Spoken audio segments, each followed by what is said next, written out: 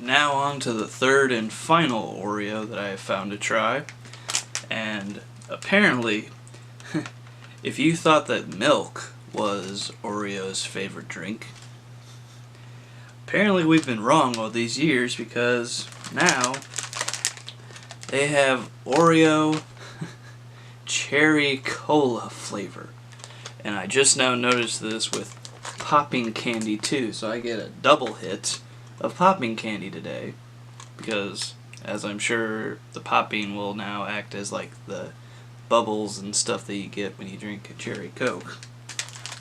This was yet again another strange one that I found with the kettle corn, and I was just like, that just looks weird, that looks interesting, and the look of the cookies also especially look interesting.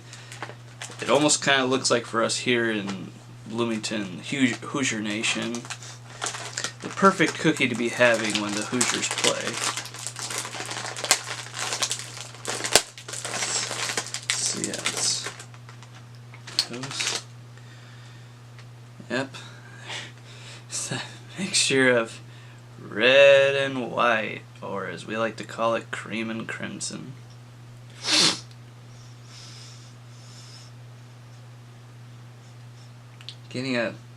I'm definitely getting a bit of a cherry scent from it, which is both just weird and kind of good, but you know, cherry, chocolate, cola, and I'm thinking chocolate might go together, so yeah, this goes.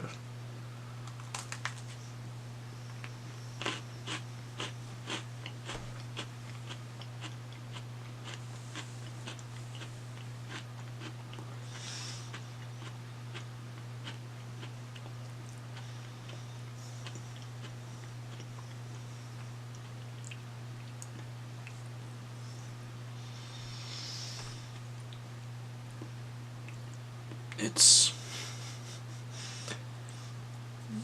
so confusing.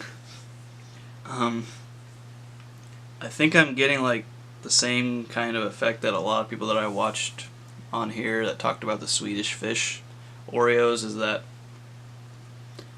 it mostly feels like flavors clashing with each other, that they don't mix well.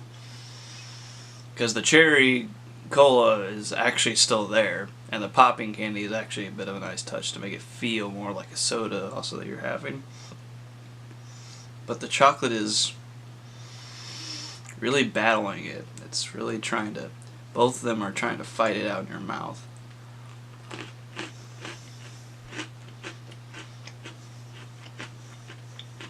Doesn't feel like a concise cookie.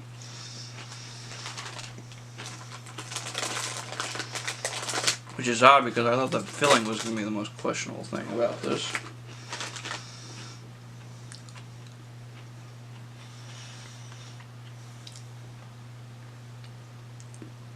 But who knows, maybe if I go get a Diet Cherry Coke that I currently have in the fridge, this might be amazing to dunk in. Well, this one certainly is not half and half. That's definitely more predominantly red, or as we like to call it, crimson here. Let's see. Here we go.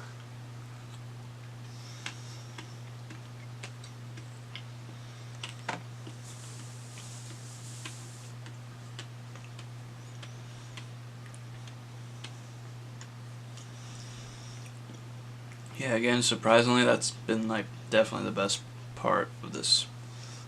The filling is actually pretty decently good, especially if you like cherry cola. Definitely does taste like there's that cherry, and then there's that bit of cola flavor.